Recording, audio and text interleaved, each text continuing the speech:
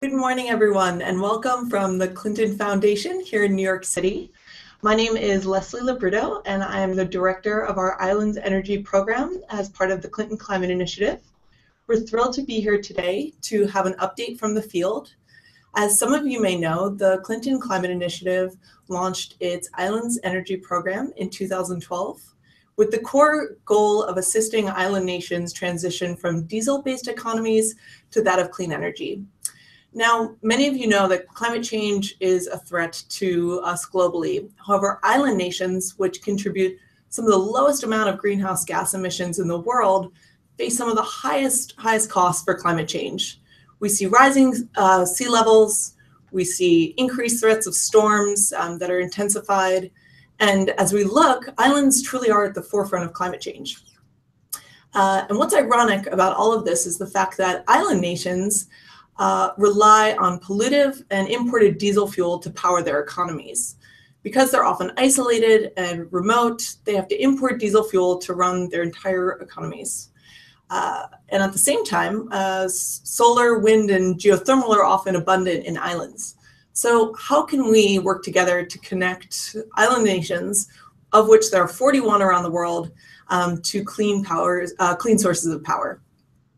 So today I'm joined by Martin Ford and Fiona Wilson, who are two of our project managers on the Clinton Climate Initiative Islands Energy team. Together, what we do is we work holistically with governments, utilities, and communities to transition islands from diesel to clean energy. So let's see how the numbers stack up.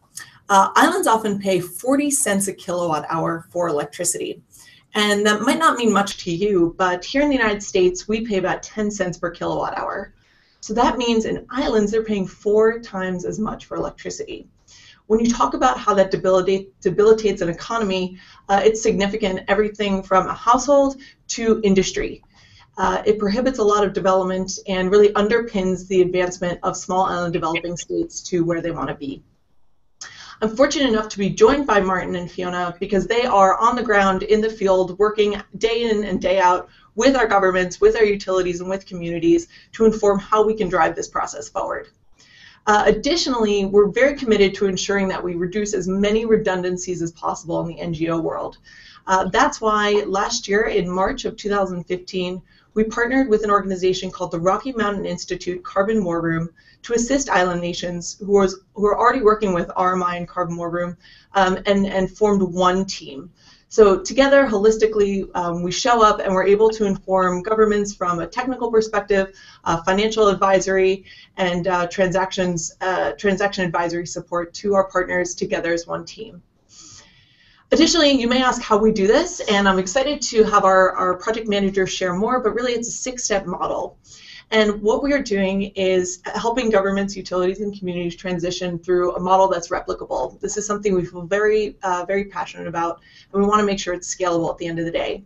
So what are the 6 steps that we undertake? And as I go through them, I'm excited for our team to share more about how this plays out in the field.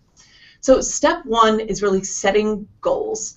Oftentimes, a government and utility, who are the fundamental drivers of renewable energy, have goals that misalign, and ensuring that these are on the same page and same benchmark is where we're starting.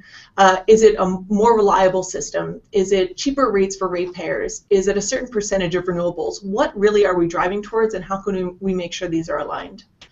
Step 2 is assessing pathways, and this is where data becomes so critically important. You might say we want to do a 10 megawatt wind farm or a 2 megawatt solar project, but until you have the data to support how much renewable energy the grids on these islands can actually take, you won't truly have a fully informed picture. We're very passionate about ensuring data is strong for all parties involved, and that we can move forward with a pipeline of projects that everyone agrees upon and has the right data to support. And that's when things are getting really exciting with our 3rd step, which is the project preparation. This is when everyone really rolls up their sleeves, starts preparing the land, the site, and all project documents needed to really ensure that this project can go forward in an open, transparent, and fair, competitive manner. Step 4 is then project execution. So how can we get as many qualified, competent bidders as possible to help the government, the utility, and the community develop these projects in a way that's going to be environmentally, socially, and economically sound? Fifth is then operations and maintenance, making sure that that there's local capacity being built, that everyone's understanding the process. And then sixth is really process improvement. So starting back from scratch, how could we have done this better to make sure that we can scale this and replicate this around the world to our other island nation partners. So I think that should give you a good gist of why we do what we do. This is so critically important. Again, 1/5 of all countries in the world are island nations. So when it comes to speaking on behalf of islands and working with them, we want to ensure that they have a voice, but also can feel empowered with their own energy futures.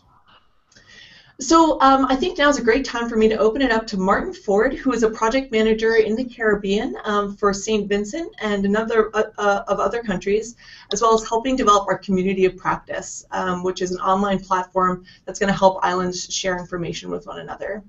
And I'm also joined by Fiona Wilson, who's a project manager based in South Africa, who helps run our portfolio in the East Africa region and has a wealth of experience in Seychelles, which is a country that we're proud to partner with. So as I explain this program, Martin, Fiona, now's a great time for me to pass it to you. Maybe you can explain in your own words, just having been in the field, how CCI's Islands Energy Program is really addressing these problems that I mentioned, pollution, the high cost of electricity in the specific countries you're working in. Martin, why don't we start with you? Good morning. Thank you, Leslie. And welcome, everyone.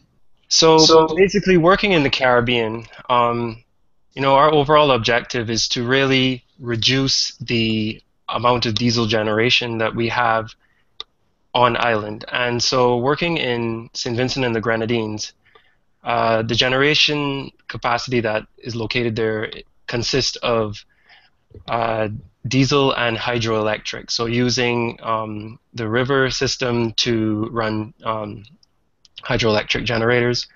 And I think with our work, what we do by trying to transition towards renewable energy is that we take away some of that diesel capacity, and that means that there is going to be reduction in greenhouse gases, so which is a byproduct of electricity generation.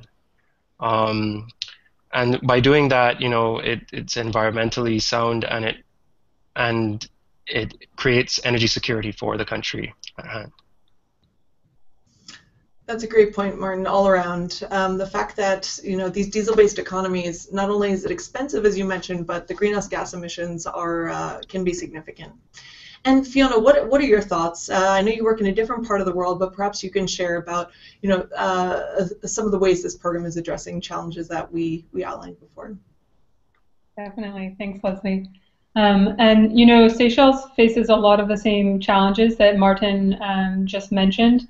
Islands around the world are really faced with crippling electricity costs due to the price of this imported diesel, and Seychelles is similarly reliant on imported diesel for electricity generation and thermal energy needs, which is energy for heat applications. So in Seychelles, we're working with the government of Seychelles, the utilities, and a number of other civil society partners and community groups to look at which renewable resources can be implemented into the grid now in the short term and in the long term.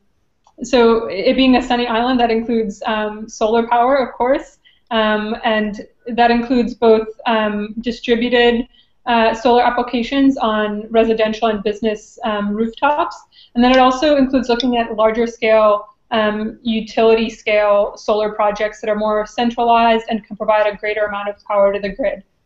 We also consider looking at waste to energy options, and even sources such as wind have been considered in Seychelles. They've developed a 6-megawatt wind farm in the past, which is not a project we're part of, but I think it really just demonstrates government of Seychelles leadership on renewable energy issues. As Martin mentioned, greenhouse gas emission reductions are incredibly important, but really the environmental benefits of these projects go beyond just reducing diesel and just reducing the emissions from electricity generation. Because Seychelles, like many islands, is a location that reminds all of us of the importance of the environment and how stunning and beautiful the environment is, but how actually our livelihoods and our health and our communities depend on the environment. And people visit Seychelles from all over the world to enjoy their pristine environment and the beautiful outdoors. And so it really becomes a reminder for all of us as a global community that we need to take these steps to, yes, reduce the cost of electricity generation, yes, make our communities more resilient to climate change, but also take care of the environment and the ecosystems more broadly. Thanks, Fiona, for that insight, especially coming from Seychelles, which some of you may know is in the Indian Ocean region. So we have a nice perspective here of the beauty that's captured in islands, but how the way we treat the environment really matters from both the short term and the long term.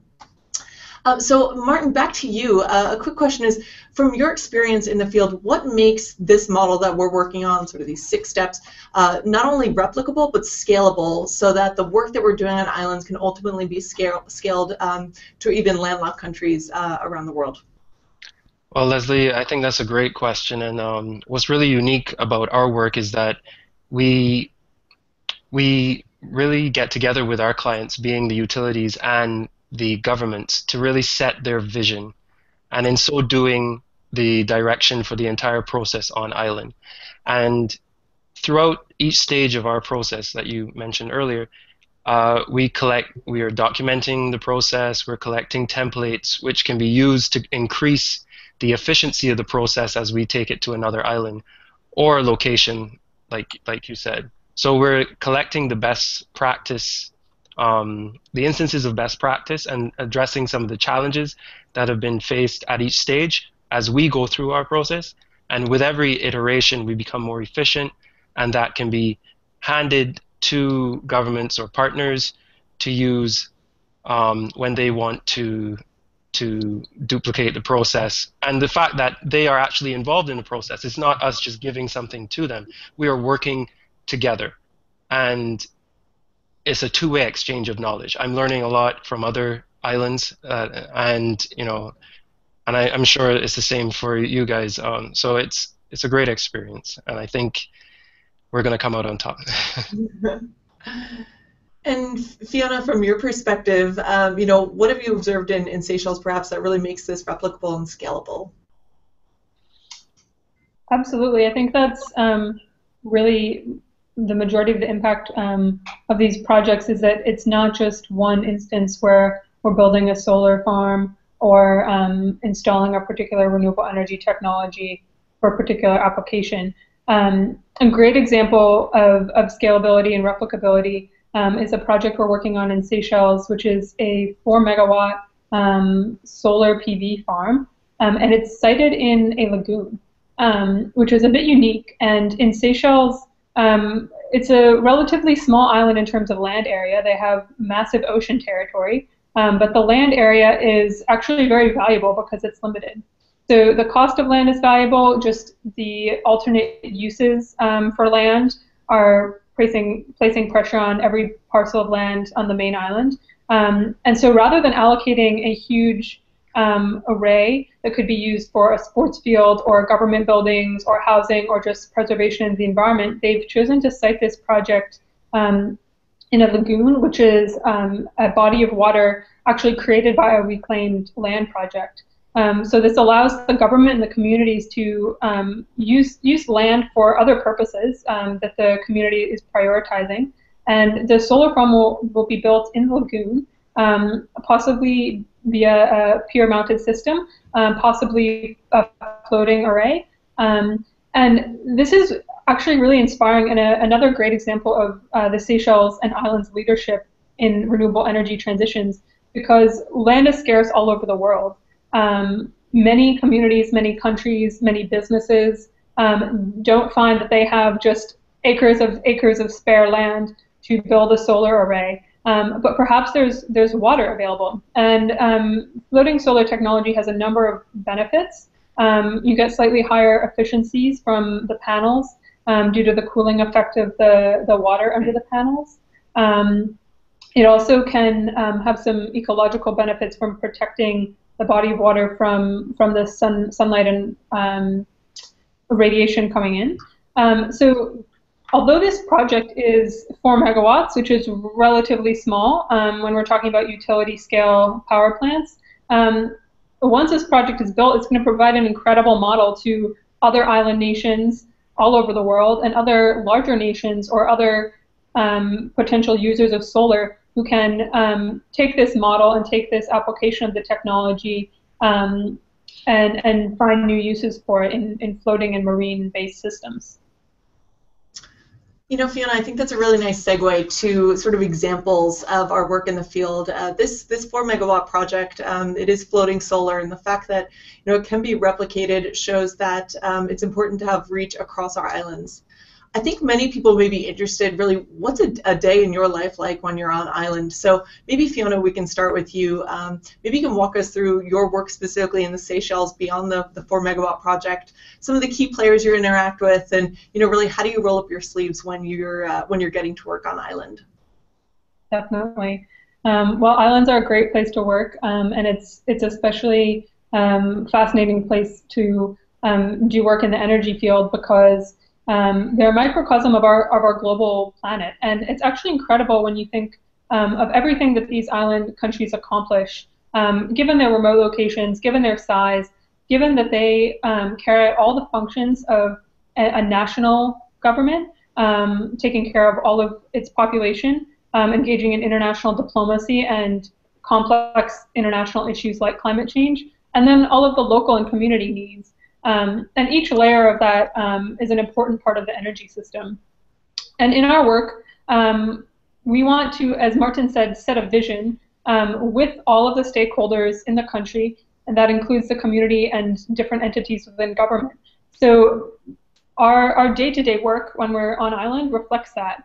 Might mean meeting with different stakeholders within the government, within the Ministry of Energy, possibly with the energy regulators, or with the utility. It could mean meeting with various community members that are involved in a project. For example, we were participating in a solar project at a community school in Seychelles this year. So that meant meeting, not just with the utility that was going to interconnect the solar panel array, but it also meant meeting with the leaders from the school community, teachers, the students and youth who were promoting the project, and then other members of the community who were interested in supporting or just had questions about the technology because they saw it as an inspiring example and were interested in possibly using the technology in their homes. So a daily visit on site includes meeting with all of those different community members, different stakeholders, and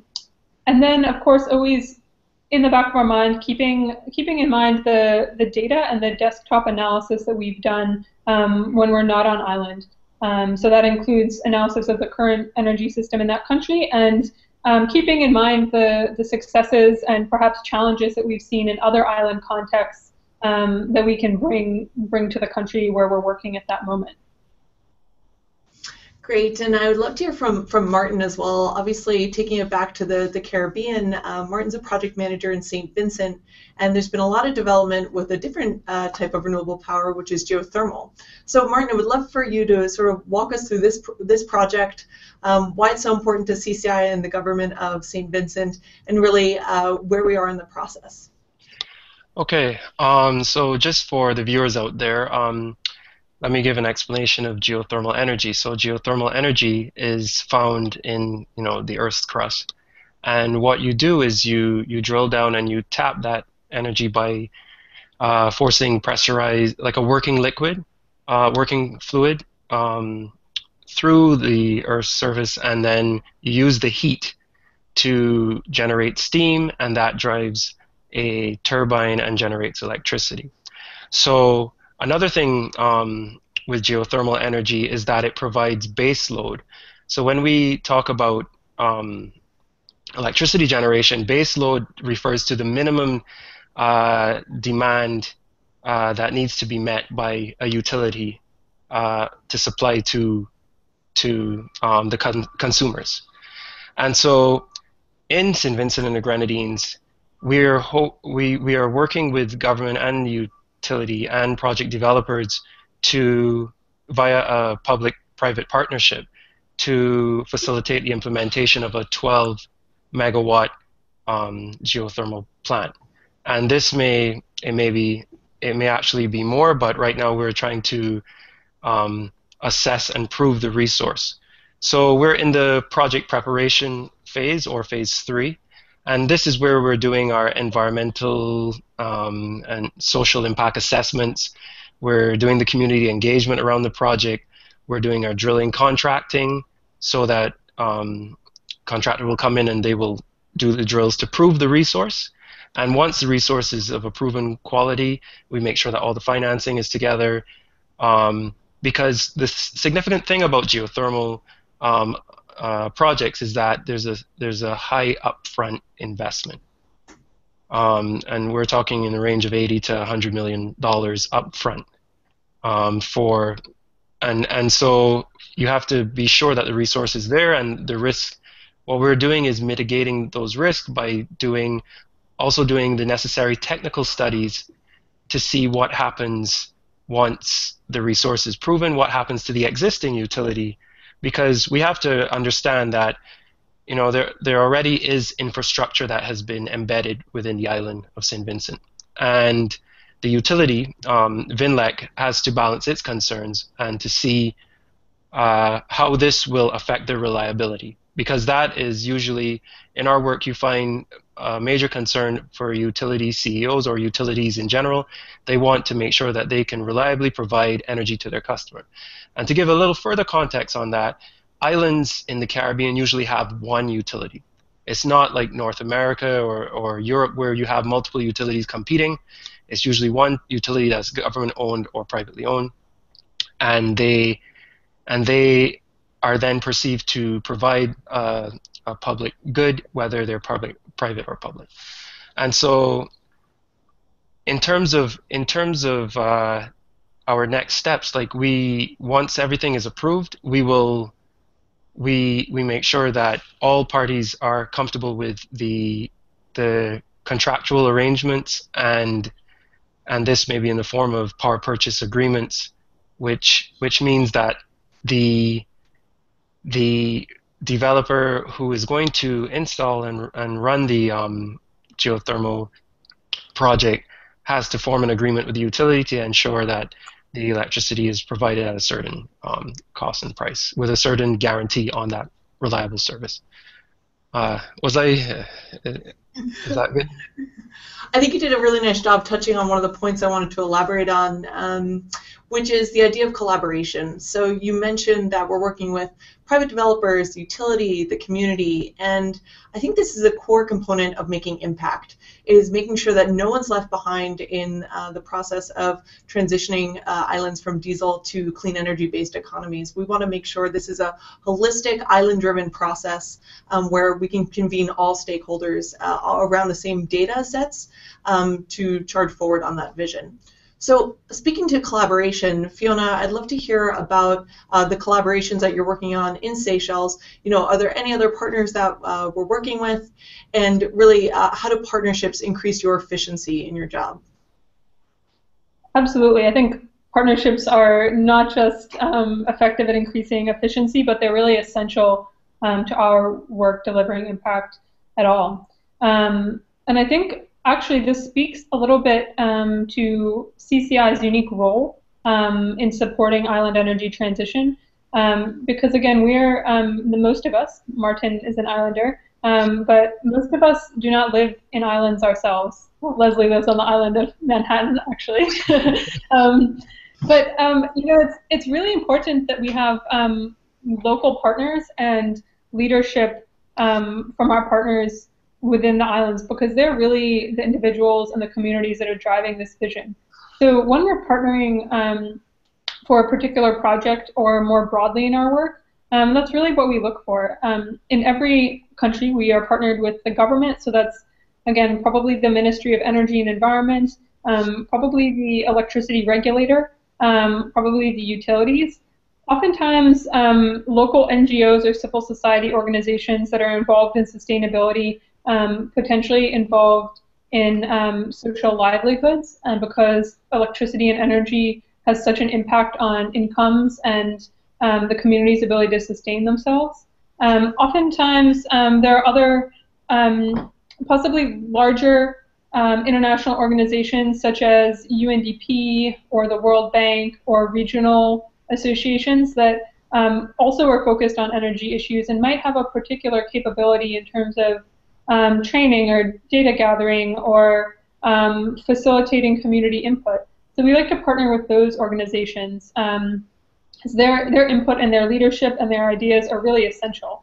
So CCI, again, is unique in that we work in lots of different islands, and we're very effective at taking a holistic view of what is possible in terms of technologies and financial and economic models for projects. We can bring in best practices from the Caribbean to the Indian Ocean and vice versa, facilitate knowledge sharing among our island partners, and provide a perspective of what has worked in other contexts. But our local partners are really the ones driving these projects and owning the projects in the end. So as Leslie mentioned, partnership is just sort of the the reason our work is able to have the impact that it does. And Martin, maybe you can talk a bit about how CCI is a leader in this climate community with respect to information sharing. As I mentioned before, ensuring that this can be replicated and scaled so we can truly work ourselves out of a job, I think information sharing is key. So perhaps you can elaborate on this point. Okay, perfect. Well, I think that with our work, what we're doing is we're building an online community for utilities to exchange information and best practice. And so we're facilitating the creation of this domain, and what will happen is, and what happens is through the collective gathering of the knowledge around our process, around different types of technology, we can use it, islands can use this knowledge to implement renewable energy projects more quickly, to reduce the risk. There is a learning curve in isolation. So if it were just one pilot project, then you learn a bit at a time. But when you have the collection of islands, sorry, utilizing the learning platform, what happens is it increases the know-how and the expertise that you can, the bandwidth, so to speak. And in terms of addressing climate, now I think such a community is an example of adaptive governance. And when I say governance, I don't mean state apparatus and government and politics. I mean it's adaptive environmental governance, and it's an industry-driven effort to coordinate resources, the industry being the utility, to address the complexity and the uncertainty of environmental change. In the islands, we tend to frame up renewable energy as an economic question because of the price of diesel and of imported fuels. But as you mentioned in the beginning of this session, Leslie, there are disproportionate impacts of climate change on islands. So even though we emit less than 0.1% of the world's total greenhouse gases, we are impacted the most immediately. That is via coral reefs, and the loss of coral reefs and other effects of climate change. So by demonstrating leadership through industry, through government, through this process of collaboration, and taking what we've done as CCI and learned from our island partners and sharing it, we add to that collective knowledge and to that collective, I guess, adaptation or mitigation of climate change. Yeah, when we think about our work, you're segueing nicely into really the impact and goals of this program. Because as we say here at the foundation, the only results that matter are the results you can measure. And when we look forward to really the impact that we're creating, making sure that we're constantly reevaluating our program to make sure that we are being successful. I had some questions for you, being from Barbados, what this is really like on a household level. So, when we talk about things like climate change, about megawatts installed, sometimes it can seem so macro, but at the end of the day, we're really looking for micro change on a household level.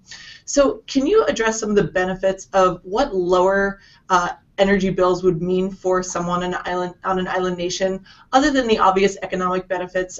What do you see really is the primary goal when it comes to a household level reducing their energy bill?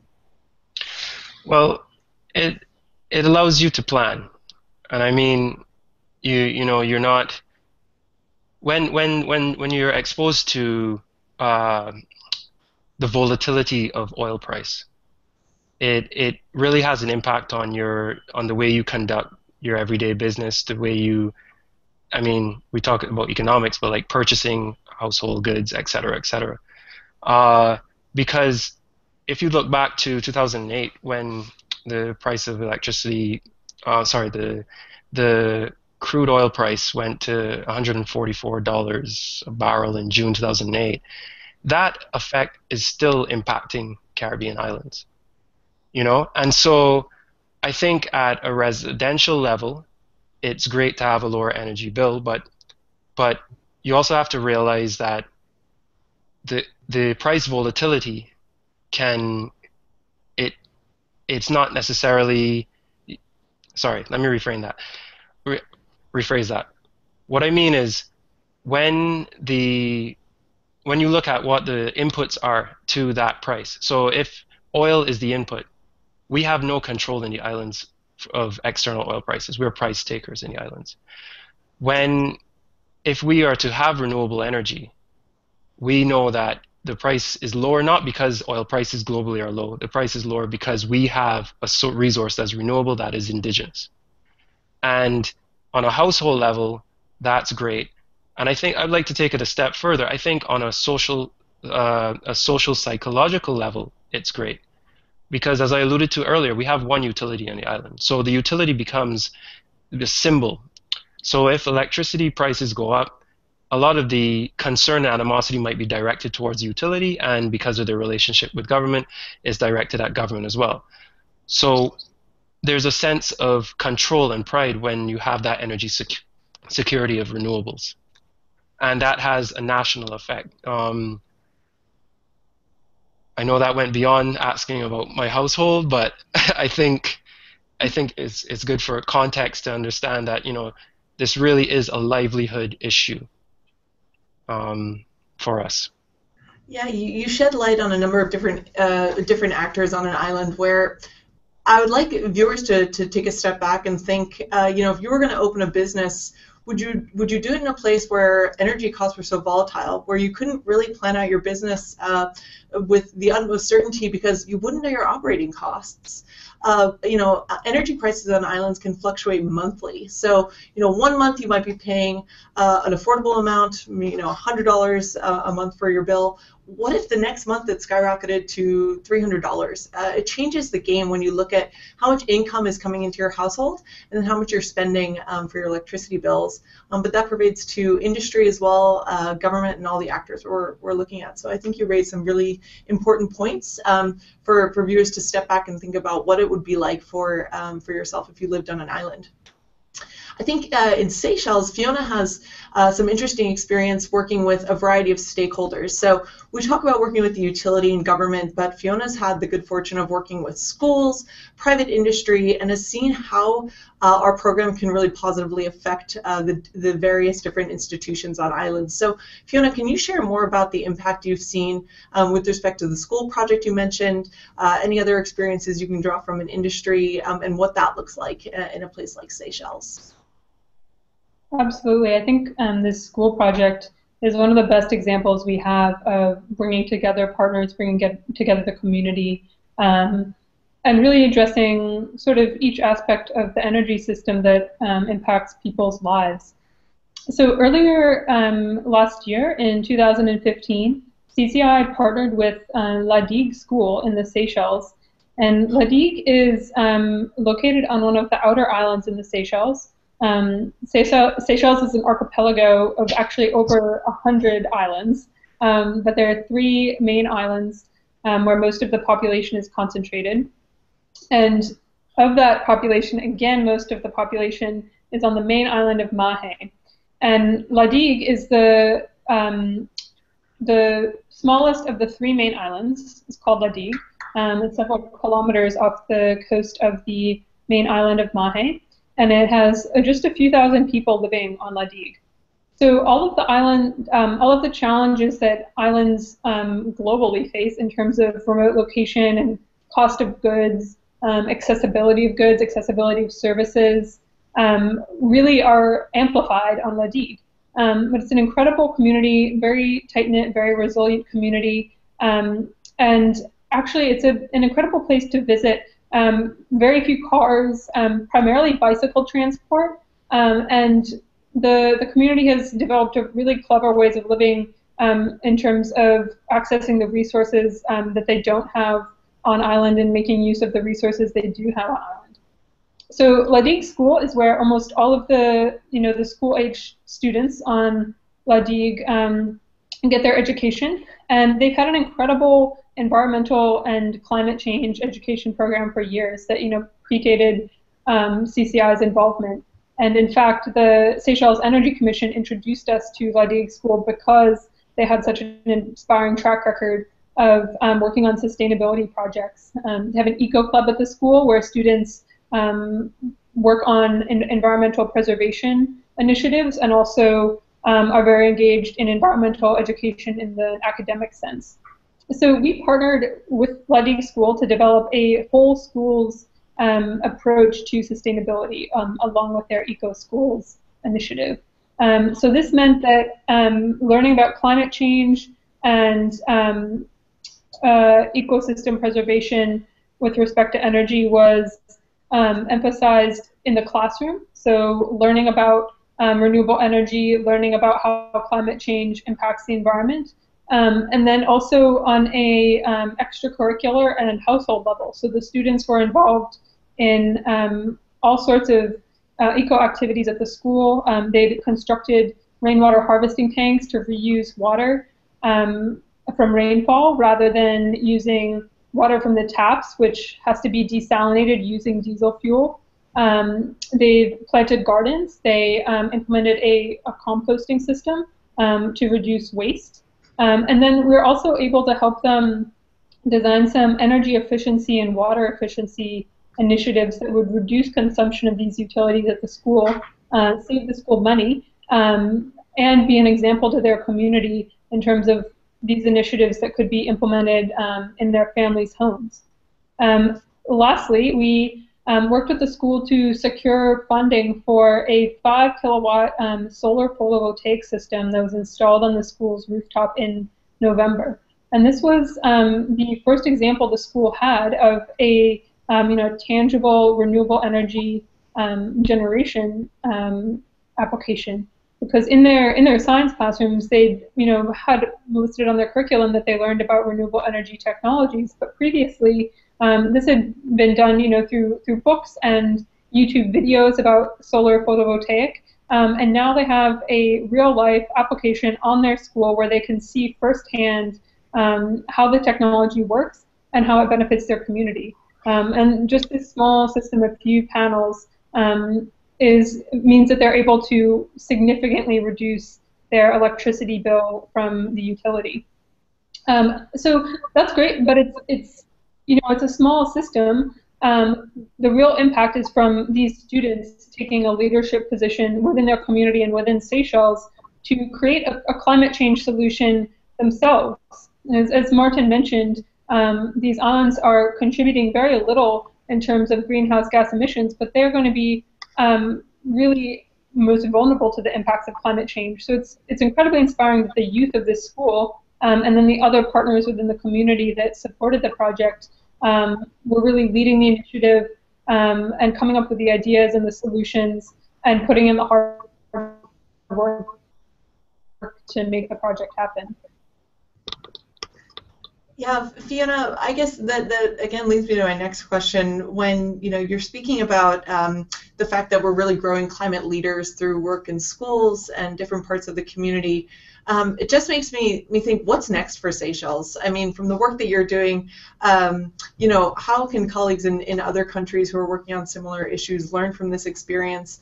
And where do you see is the next step for a place like the Seychelles? I definitely see Seychelles as a global leader in climate change. They've been incredibly engaged in the international conversations on climate change solutions, emissions reductions, and similarly taking an incredible lead in promoting innovative models for technologies, as well as economic and financial solutions to energy challenges. I think a great place to start in terms of learning about Seychelles leadership is to take a look at some of the projects that have already been implemented. There's been incredible progress through the government of Seychelles and UNDP, Jeff's renewable energy projects, again, rooftop solar projects, resource efficiency initiatives.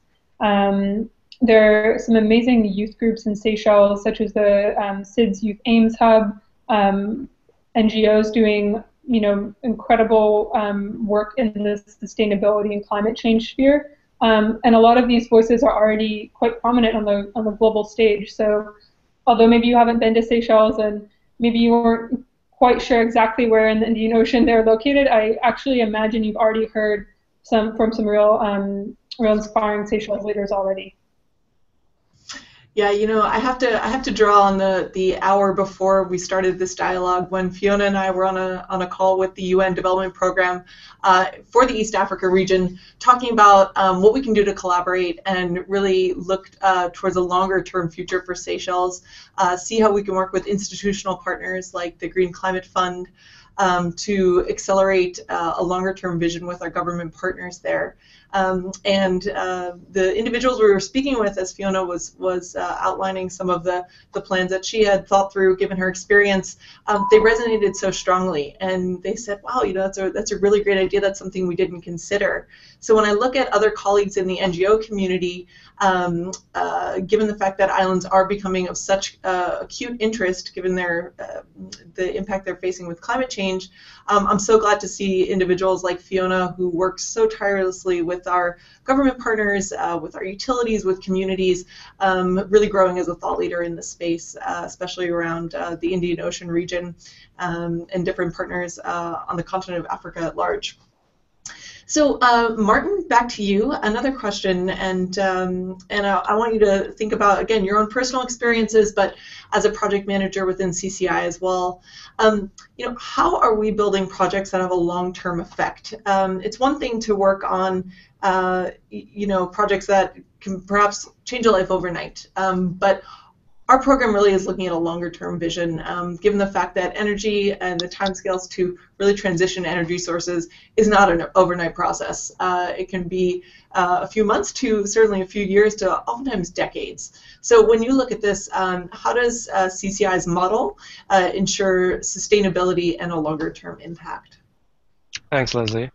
Well, I mean, coming into CCI, I just came from university where I focused on island environments and around renewable energy, and I was just fascinated by what we spoke about earlier, which was the collaboration that occurs in the beginning. But through this collaboration, we really set an energy vision and we build trust. And I was inspired by some of our clients, just the fact that you could be from a utility, you could be from government, but you're going to sit down and address this problem because this is a national issue. And even if there is skepticism, you figure out why, and you address those concerns. And in the process of our work, we work towards that solution. Now, in that context, we were doing grid integration studies, and what this does is this assesses the electrical grid on island to see how much renewable energy it can actually take, what is technically feasible. And so I think by understanding that, then you can inform policy. You can inform, it will be technically informed policy, which can create targets and allow build out in the future. At a broader level, beyond just our geothermal project, with and our work that we've done on the geothermal project thus far in Saint Vincent and the Grenadines, where through our technical, financial, and legal advisory services, we've saved roughly $250,000 US already, and we're not just looking at that project. We're taking a systems approach. So we're looking at how do many projects fit together, and what we are actually working on right now is we're looking at the Grenadine Islands, so not just mainland St. Vincent. So for those of you who don't know, St. Vincent consists of the mainland St. Vincent and then a group of islands which surround it, and they're all part of the sovereign territory. And so for these islands, we are trying to implement microgrids, and so these are distributed renewable energy systems for the said islands, which consist of battery and solar photovoltaic electricity generation. So battery for storage and overnight, and solar for generation during the day. And I think by grouping these projects together, we are ensuring that there is the maximum renewable energy capacity available, and also space to understand what is technically feasible for advancement. In addition, with building the online community platform, we've partnered with the Caribbean Electric Services Corporation, which is the association of all utility, it's called CARELEC, which is the association of all electric utilities, not just on island nations, but some are on mainland countries like Guyana. And I think in terms of at a broader level, by ensuring that we have this knowledge sharing and exchange of information and best practice being facilitated, you touch not just the English Commonwealth Caribbean, you touch the Spanish-speaking, French, Dutch Caribbean, because they're all members of CARELEC. So working with our partners and their associates, we get to touch a much broader portfolio of actors and interact with them to make sure that this continues beyond our involvement.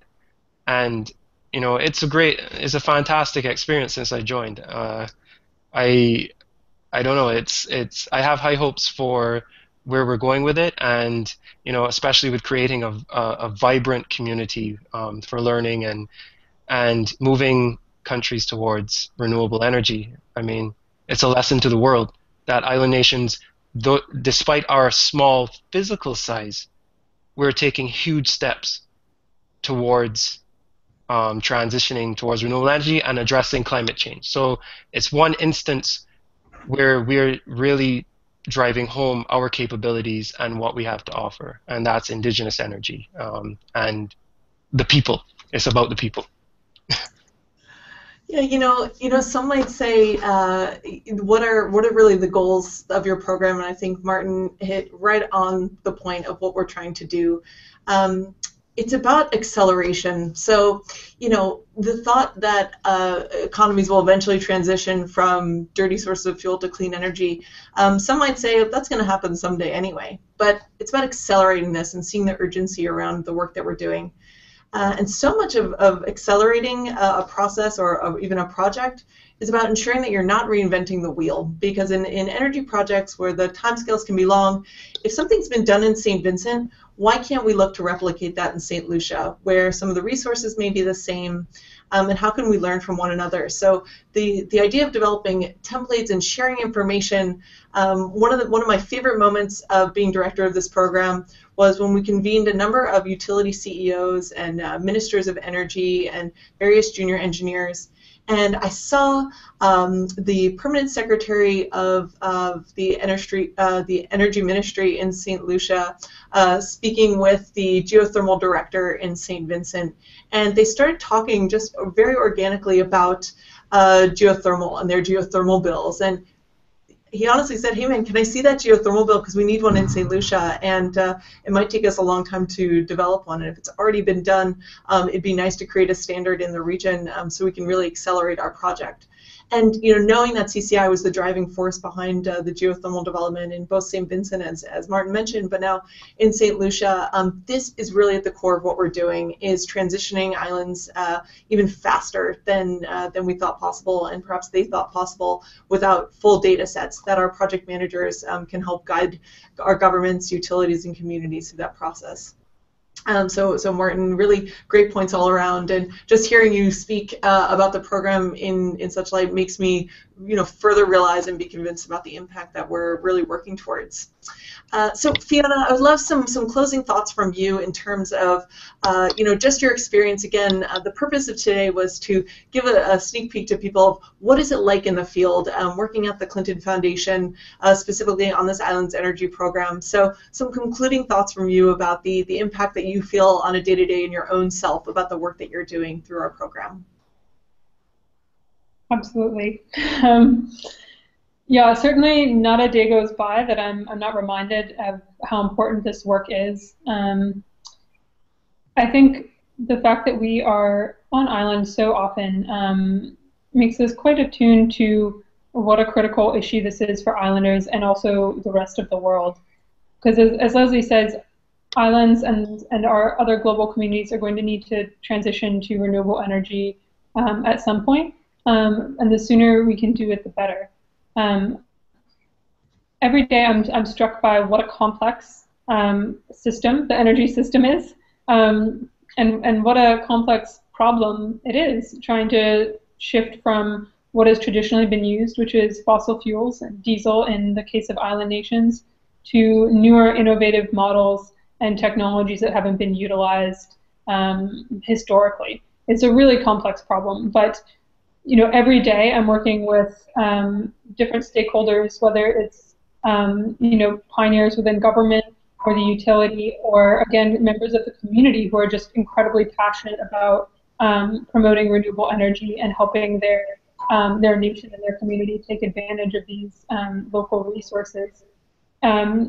It's amazing the creative solutions that island communities find to these really tough problems. So that's my main takeaway every day, is just being inspired by the creativity and innovation within islands. I think I learn from our partners every day, and I think for viewers out there, the closer you pay attention to what's happening in island nations all over the world, you'll feel a sense of urgency about tackling these huge global problems of climate change and energy transition, but you're also going to feel really inspired that these populations are moving full steam ahead at confronting these challenges and finding really creative and impactful solutions. So it's tough challenges every day, but it's a very inspiring community to work within. And Martin, I would ask the same question to you, sort of, the impact that you feel on a day-to-day, some concluding thoughts.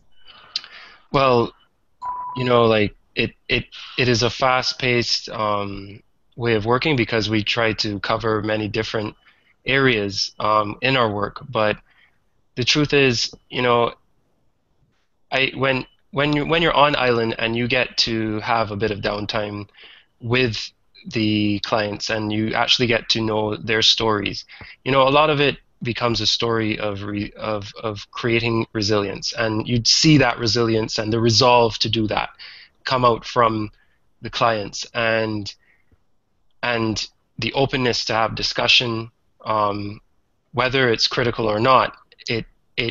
It always seems to, everyone seems to want to get to that end goal. They want to know how to do this and how to help the community. And it's a livelihood issue. And so that inspires me. Having grown up on an island, I understand the nuances, I understand the urgency. I value the work being done and the necessity for this type of work, and I feel very blessed to be in a position where I can put my technical or my know-how towards these type of efforts. for the cause of renewable energy. And CCI, and our partners, I'm very, very happy to be a part of that. And I'm glad that the audience would come and listen to us speak about it. Agreed. And, it's just such a pleasure for me to work with such an outstanding staff and to really be serving island nations who I think Fiona and Martin both alluded to are such vibrant, rich communities, and there's such dedication and leadership to becoming blueprints of how we can transition economies from, a historical source of energy that's dirty, pollutive, and expensive to one of clean energy that's rooted in better economics, a better environmental, and better social value. So for me, this has been such a great experience, and we're hoping the same for everyone who joined here today. We know it's really important to see, you can read about the work we're doing, but when you get to have a firsthand experience from people who are working on the goals and program missions of the Clinton Foundation every day, we know it really enables you to understand what really we're going for. What is the impact? What are the goals of what we're trying to achieve? And as you follow our journey on the Islands Energy Program, we know there's continued work to be done, and we're going to work tirelessly to deliver on our goals, which really are accelerating the uptake of renewables, facilitating investments in renewable energy so that we can catalyze a transition from diesel to clean energy, so that projects are funded from solar to wind to geothermal, and also ensuring that we're creating models that are scalable, replicable, capturing templates, capturing lessons learned, so that we can see one island learn from another and ultimately scale this to hopefully developed economies to show that this model is really a driving force behind the uptake of renewables. I'd be remiss if I didn't mention that the Clinton Climate Initiative, while the Islands Energy Program is one component, CCI is also working and launching its Blue Guardians program.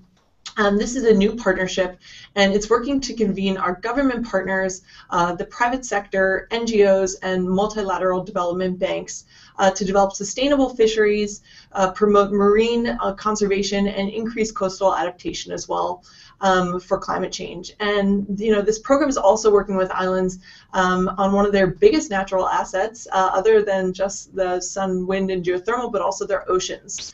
Oceans can really be a driver to increase sustainable economic development and building a truly resilient community. So, as CCI looks to the future, we feel it's bright. We are incredibly committed to this work, and we know that a clean energy future is in our hands when it comes to transitioning economies. So thank you so much for joining us today. We hope you'll follow our work at the Clinton Foundation, and we look forward to having you along with us every step of the way. Thanks.